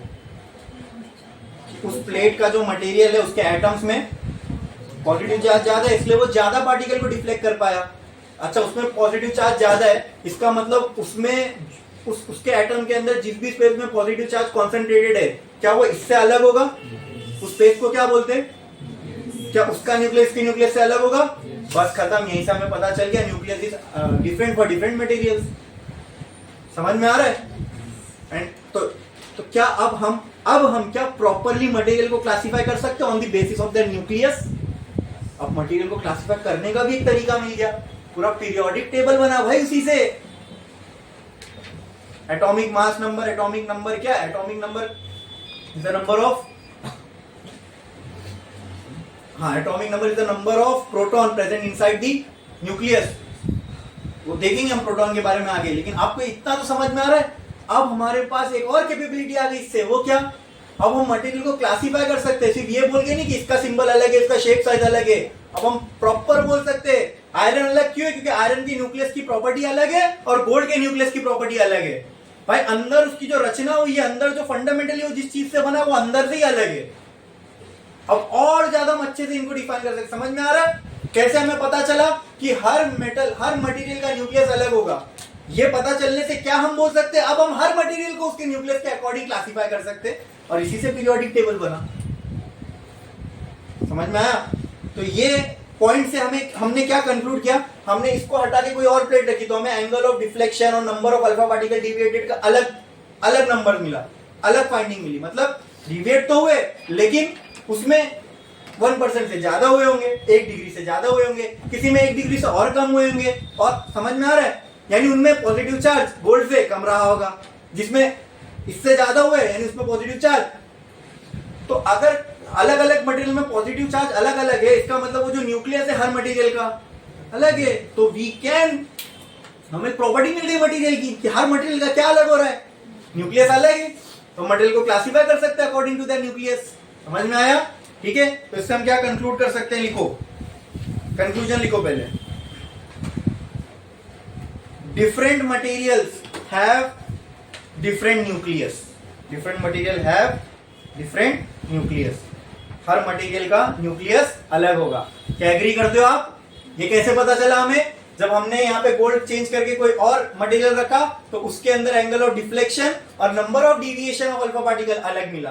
ये अलग कब हो सकता है? जब उसके अंदर का जो पॉजिटिव का कंटेंट हो वो अलग हो। और पॉजिटिव कंटेंट का मतलब क्या अलग होना?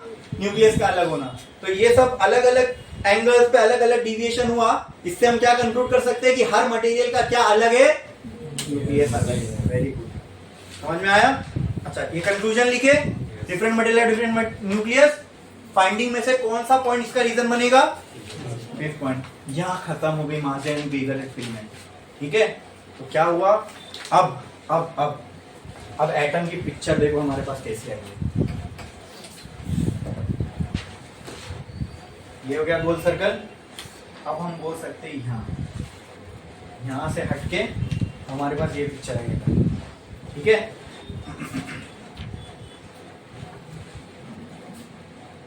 अब कंक्लूजन में एक पॉइंट और लिख लो, 6 point. Electrons are attracted by nucleus. Electrons are attracted by nucleus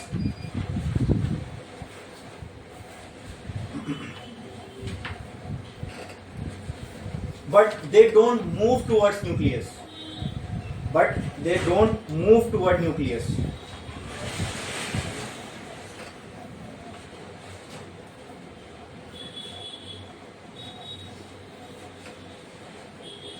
They use this electrostatic force.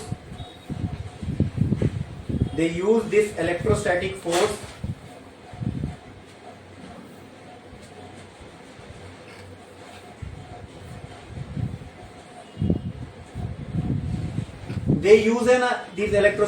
वहां उसको रीजन में डाल दो। Reason, electrons are attracted towards nucleus. ये लिखे आपने, ये उनका कंक्लूजन था। अब रीजन में लिखो, but they don't move towards the nucleus. यहां तक लिखे टुवर्ड्स द न्यूक्लियस। इसका रीजन लिखो, वहां कट कर दो बाकी का आधा। बाकी जो मैं बोल रहा हूं रीजन में लिखो। Reason electron utilize the electrostatic force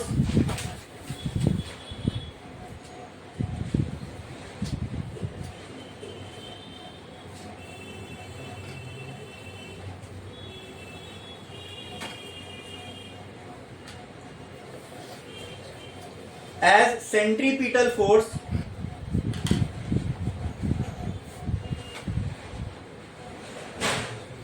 to revolve around the nucleus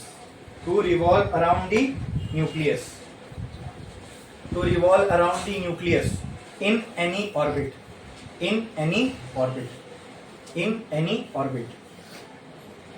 last इन्होंने एक कंक्लूजन दिया, उसका हमारे फाइंडिंग में कोई पॉइंट नहीं है। वो कंक्लूजन हमें समझ में आएगा, वो कैसे देखो।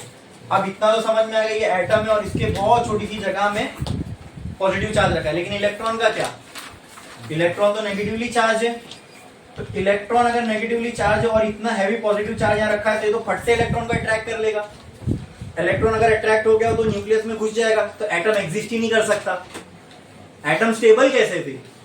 ठीक है, तो उसी तरह अभी इसको हम ये जो एक्सप्लेनेशन है इसको इन्होंने सोलार सिस्टम से अपनाया होगा। वो कैसे? सन बाकी प्लैनेट्स को अपनी तरफ खींचता है ग्रेविटेशनल पुल से, ग्रेविटेशनल फोर्स से। लेकिन क्या प्लैनेट सन के अंदर समा गए? अगर समा जाते तो हम एग्जिस्ट ही नहीं कर पाते। ये नहीं समा रहे। ऐसा क्यों हो रहा है? क्योंकि अर्थ गोल गोल घूम रहा है, गोल गोल घूम रहा है। अच्छा, ये गोल घूमने के लिए उसको क्या चाहिए? Centripetal force. क्या चाहिए? सेंट्रीपिटल फोर्स का मतलब क्या होता है? Force which is acted towards the centre. ये सन है, ये अर्थ है। अर्थ जब घूम रहा है तो सेंटर की तरफ एक एक्ट हो रहा है ग्रेविटेशनल फोर्स सन की तरफ, बराबर। वो हेल्प कर रहा है अर्थ को घूमने के लिए, राइट? इसलिए अर्थ घूम रहा है, सन की तरफ नहीं जा रहा, बराबर। इलेक्ट्रॉन अगर रेस्ट पे हो तो वो तो न्यूक्लियस में समा जाएगा। नहीं समा रहा, हो रहा है ऐसा, तो हम एग्जिस्ट कैसे करते? हो रहा है ऐसा, इसका मतलब इलेक्ट्रॉन क्या कर रहा होगा? चक्कर लगा रहा होगा। अच्छा, लेकिन चक्कर लगाने के लिए, सर्कुलर मोशन करने के लिए क्या चाहिए? Centripetal force. क्या चाहिए? सेंट्रीपिटल फोर्स मतलब force which act towards the centre. Electron negative charge है, ये पॉजिटिव चार्ज है, इन दोनों के बीच में इलेक्ट्रोस्टैटिक फोर्स होगा बिटवीन टू चार्जेस। इलेक्ट्रॉन को ये फोर्स कौन सी तरफ लगेगा, यानी कौन सी तरफ खींचेगा?